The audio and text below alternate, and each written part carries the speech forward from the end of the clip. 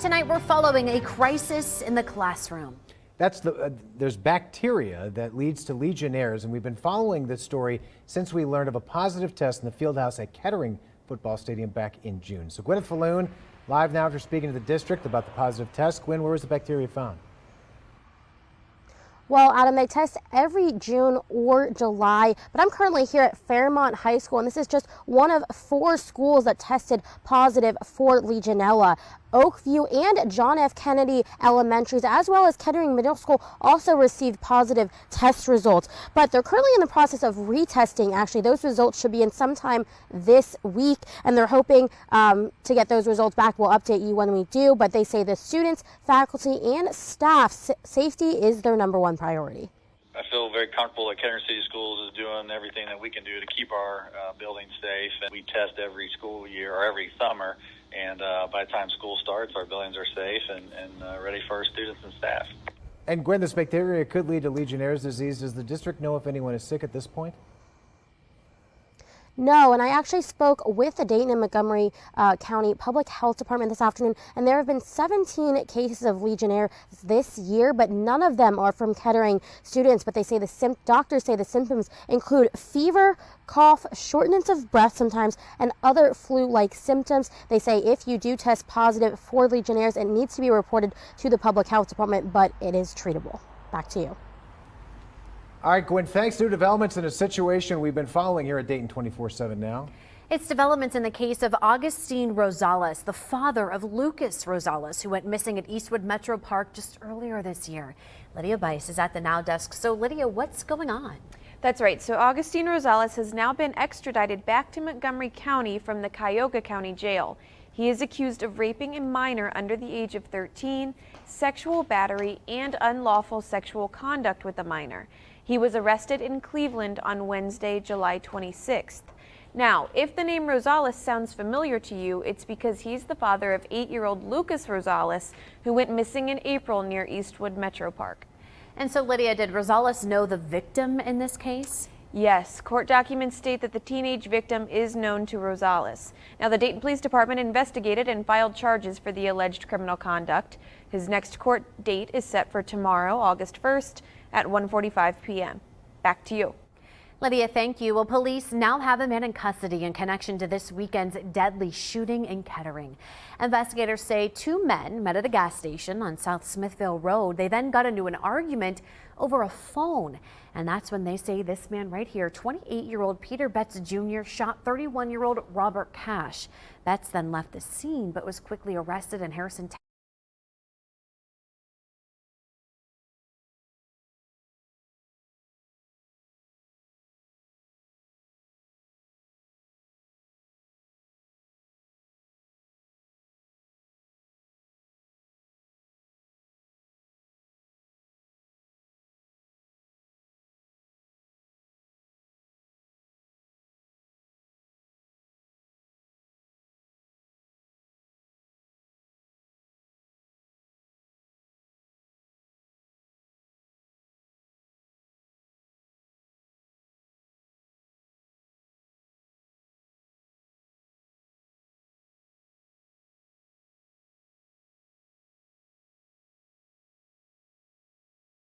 An additional 156 statewide. Now, the projects are expected to result in more than $85 million in new payroll across the state. Here in the area, Michigan Metal Coatings Company was approved for 60 new full-time positions in Shelby County. Now, that's expected to create over $3.5 million in new annual payroll revenue. Dayton Public Schools now working to raise more money for Welcome Stadium. The campaign is trying to raise another $10 million to build a field house and a second field. So there's several ways you can give. You can text Welcome Stadium as one word to 71777 to receive the donation link, or you can sign up and attend a golf outing benefit on August 26. You can also purchase corporate and individual sponsorships, or you can find all the details and perks that come with each donation on our website at Dayton247now.com. The Montgomery County Auditor hosting the first of 6 community forums tonight, updating this year's property values across the county. Auditor Carl Keith partnering with Dayton Metro Library to answer community questions. Tonight he discussed the process used to determine property values and the steps owners can take if they disagree with their value. We want to try to put some of their minds at ease and put some of that to rest. But these are important decisions that we make that impacts the community, impacts funding in the community. And so it's important for people to pay attention and to be involved in this process. Now, if you missed tonight's meeting, there are still 5 more coming up. Property owners can find more information about the 2023 property value update at mcreval.org. Now to the very latest in the battle for the Republican presidential nomination. Former President Donald Trump is so far crushing his rivals. According to a New York Times poll, 54% of GOP voters say Trump is their guy, leading nearest challenger, Florida Governor Ron DeSantis, by 17 points. Now, no other candidate is above 3%. DeSantis says Trump is painting a target on his back. We also spend more than $20 million attacking me. He was attacking me with these commercials, phony commercials, when I was just doing my job as governor. I wasn't even a candidate. Now this as Trump faces multiple criminal indictments, including one in Manhattan related to his hush money payments in 2016 and another in June for his handling of classified documents. The latest poll numbers come as Ron DeSantis revealed his new economic plan as he tries to put a reset on his presidential aspirations. It includes what his campaign says is taking back control of the economy from China, achieving 3% growth by keeping taxes low, energy independence, and reforming the Fed, and fighting reckless government spending. The Florida governor revealed the plan today in New Hampshire. We are today declaring our economic independence from the failed elites and policies that have harmed this nation's middle class. DeSantis has fired several staffers in recent weeks. Cleanup efforts now underway after a storm hit the D.C. area over the weekend, the latest on the damage after the break. Also, Lori Vallow Daybell has been sentenced for the murders of her 2 youngest children. How the victim's family is responding tonight. And a beautiful start to the week. It's going to be a little cool tonight, too. That's coming up. You're watching Dayton 24/7 now.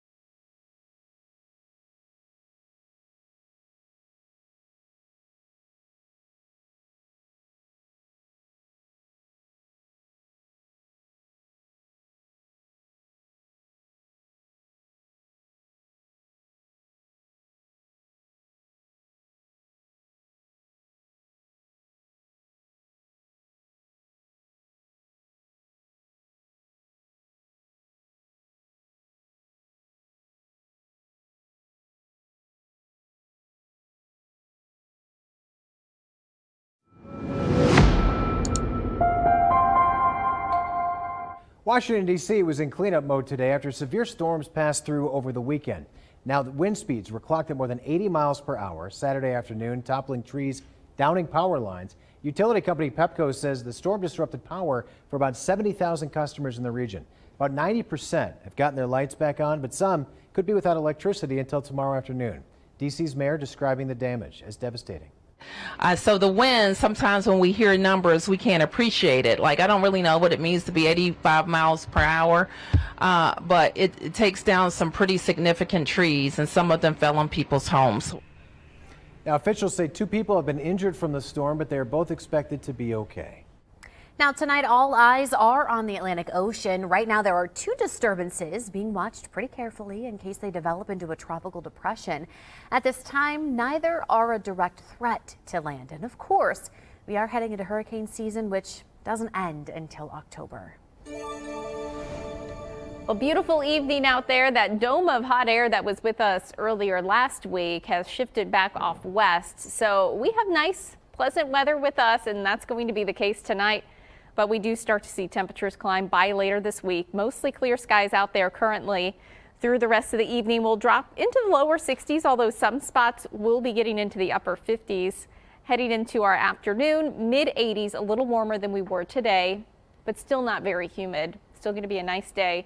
Wednesday, staying quiet, waking up to 60s, and then Wednesday afternoon, back up mid upper 80s. We'll continue to see those temperatures climb. By the end of this week, that humidity will start to return too, and then we'll also get that rain back in the mix as well. I'll have a look at that 7-day coming up here in just a bit. Actor Paul Reubens, best known as the 80s children's TV star Pee Wee Herman, has died after a battle with cancer. His Pee Wee Herman character was so popular, he got an HBO special and a 1985 film with Tim Burton. He was 70 years old.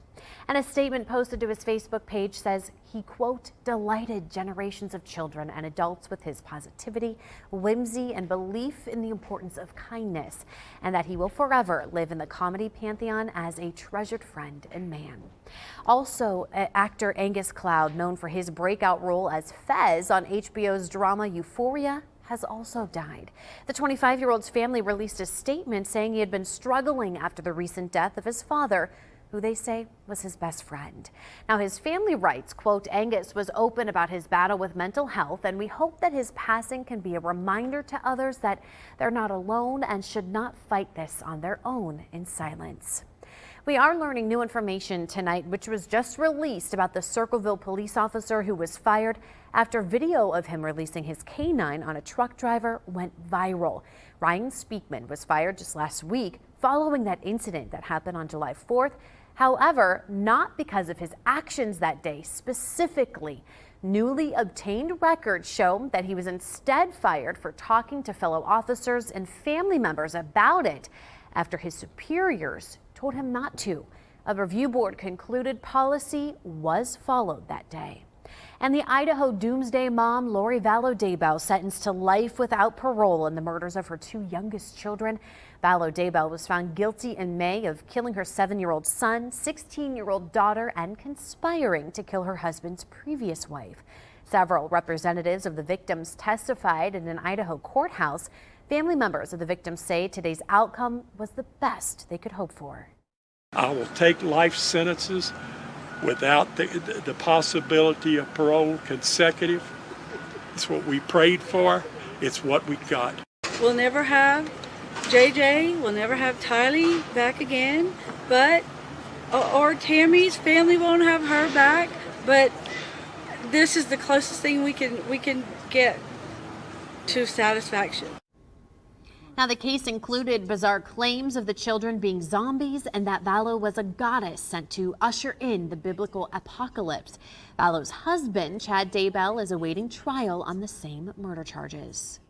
All right, here's a live look now from the Troy traffic camera. Beautiful night in downtown Troy tonight, and it is beautiful out here on the Watson's Weather patio. Boy, just getting rid of the humidity makes a huge difference. It feels so nice out here. Finally quiet too. Through most of this week we have quiet weather, which hasn't really been the case here. No, they've been pop-up storms left and right, yeah. Thunderstorms, rain, pretty good amount of it over these past several weeks, which was actually something we kind of needed because we did have moderate drought conditions for much of the Miami Valley Our latest drought monitor from last Thursday indicating just small regions under abnormally dry conditions, but most places no longer under that drought, thanks to all that rain that we've been seeing.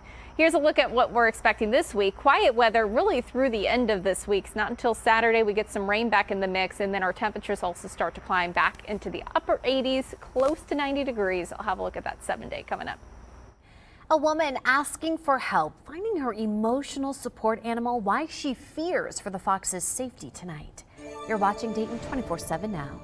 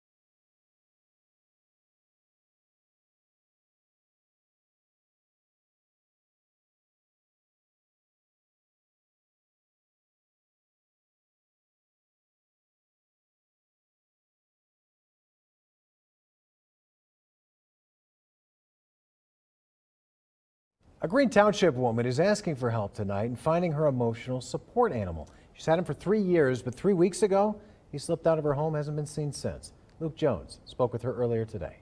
She's put his face on blankets and even on her own arm. It's a face that never fails to melt Natasha Todd's heart.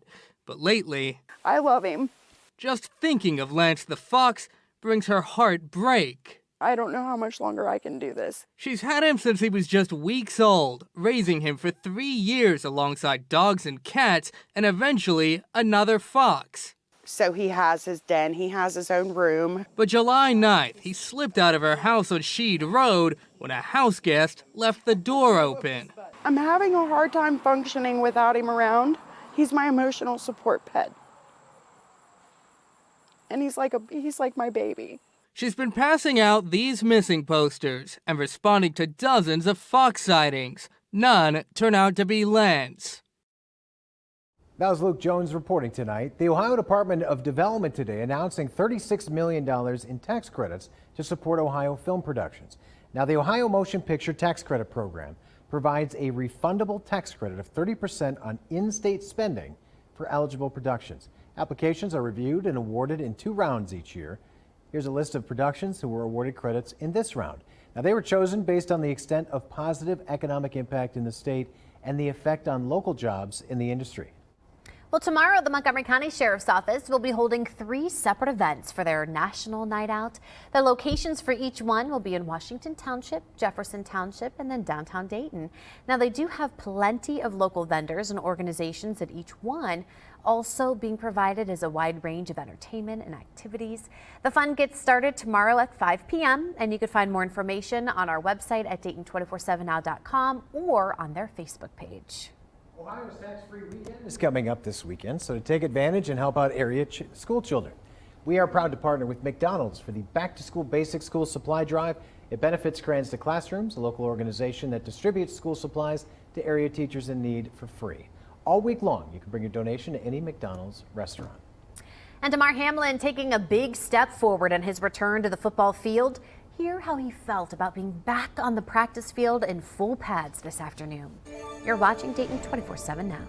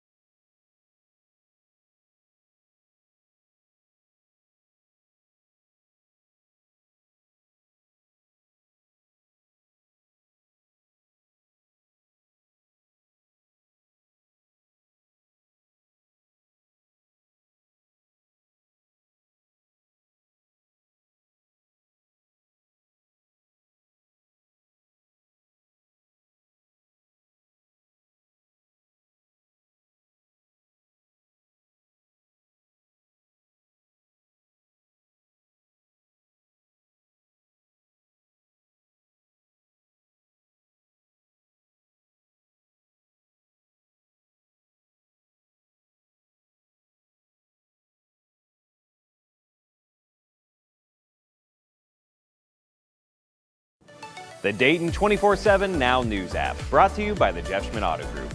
Damar Hamlin putting his pads on for practice today at training camp. Now, it's his first time in a full uniform since collapsing on the field in Cincinnati 7 months ago, going into cardiac arrest and getting resuscitated. Now, the Buffalo Bills safety was cleared to resume practicing in mid-April, but did so wearing a helmet and shorts. Hamlin admitted after practice he's a little scared here and there, but knows his faith is stronger than his fear. It's just another milestone as far as the journey. You know, it's going to be a long journey. You know what I'm saying? Like I say, some of these emotions will never leave. You know, whenever everybody's not paying attention to me no more, you know, I'll still be processing these emotions myself. The 25-year-old is entering his 3rd NFL season. Well, the Community Blood Center is giving you a chance to win Bengals season tickets. It's been a challenging summer for blood donations, and the CBC is facing a critical shortage of type O blood. So the August Let's Go with Joe campaign is encouraging donations. Everyone who registers to donate through September 3rd will automatically be entered in a drawing to win a pair of Bengals season tickets. You'll also get a free t-shirt. You can learn more about the CBC's critical need and their blood drive campaign at givingblood.org. There you can also register to donate. 2023 marks the 10th year of the popular winner-take-all event known as the basketball tournament. Dayton, once again, the location for games this summer. Yeah, absolutely. And Matt Digby details an entertaining quarterfinal matchup tonight. In previous years, the University of Dayton Arena was the location for the championship rounds of the competition known as the basketball tournament. Not the case in 2023, but Monday's quarterfinal did have a championship round atmosphere to it. Nasty Natty, the University of Cincinnati alumni team, taking on Friday Beers, the champions of the Dayton Regional, for the right to move within 2 steps of the $1 million grand prize. And Friday Beers have made a habit in the Dayton Regional of coming from behind to win their first 3 games. Not the case on Monday. They actually started the game on the front foot, leading 23-9 after the first quarter. UC's alumni would trim the deficit. However, they were not able to retake the lead as Friday Beers, they win 72-66 the final, advancing to the semifinals in Philadelphia.